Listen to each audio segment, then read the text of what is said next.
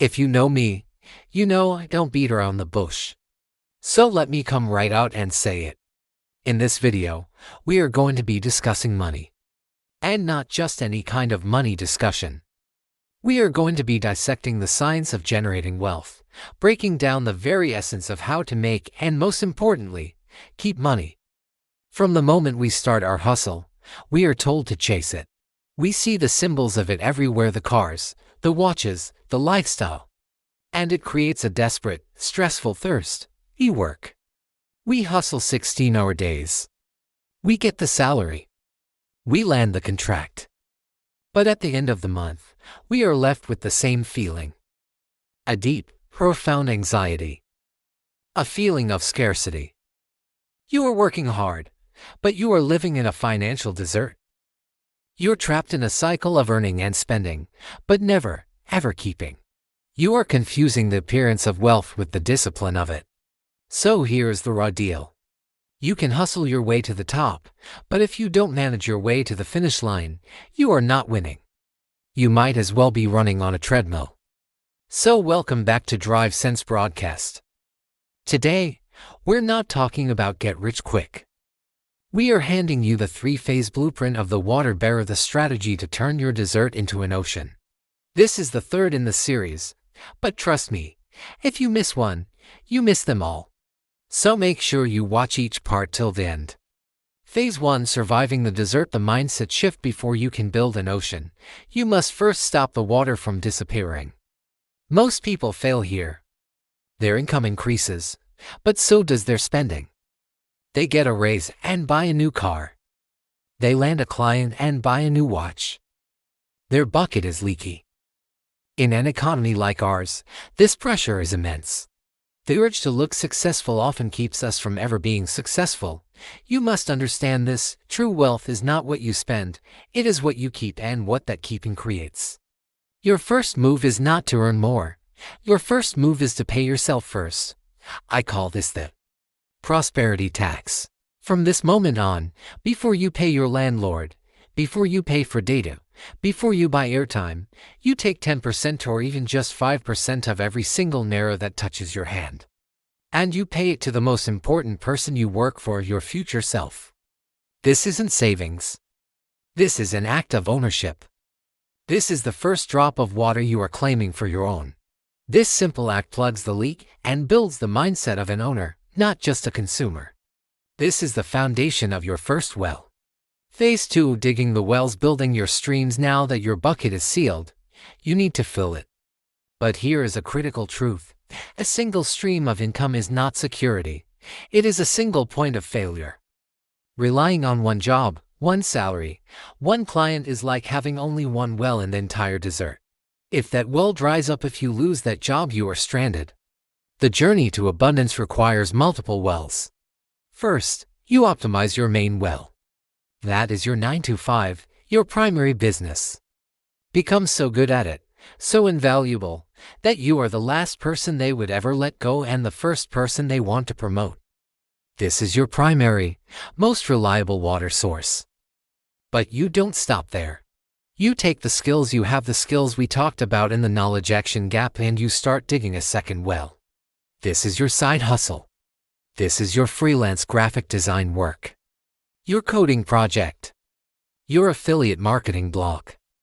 Your weekend consulting. You dig and dig until you have at least 2 steady streams coming into your bucket. Phase 3: Building the canals and the ocean. Growing and automating. Now we are getting to the deep end. Listen carefully. This is where the wealthy understand and most others never reach. They get more water income and just buy a bigger, more expensive bucket lifestyle. This is a trap. It just means you have to haul more water every single day. The work never ends. The water bearer doesn't haul more. The water bearer builds canals. Your canals are your investment systems.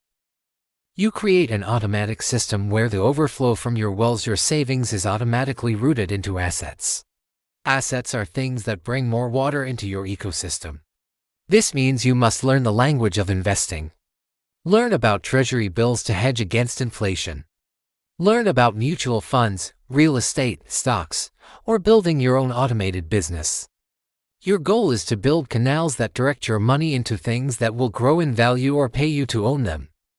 At first, these canals are just a small trickle. But over time, they grow.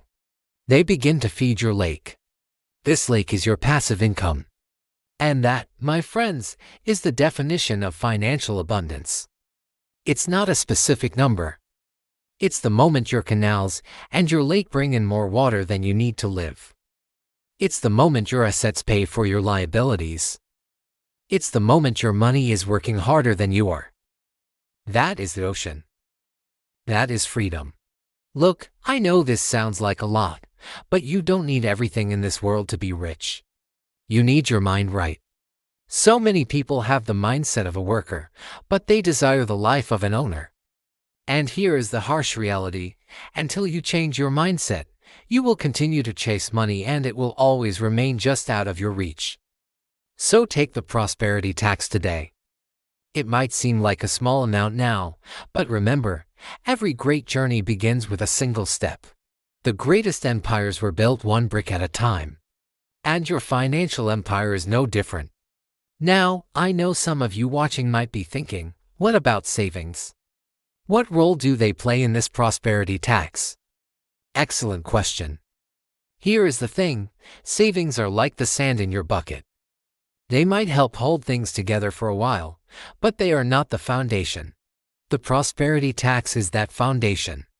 Savings are important, yes, but they should come after you have paid yourself first. Once you have set aside your prosperity tax, then you can decide how much more you want to save. Remember, saving without investing is like keeping money in a basket. Investing is like putting that money to work in a field that can grow your wealth. And both are important, but your priorities should be clear.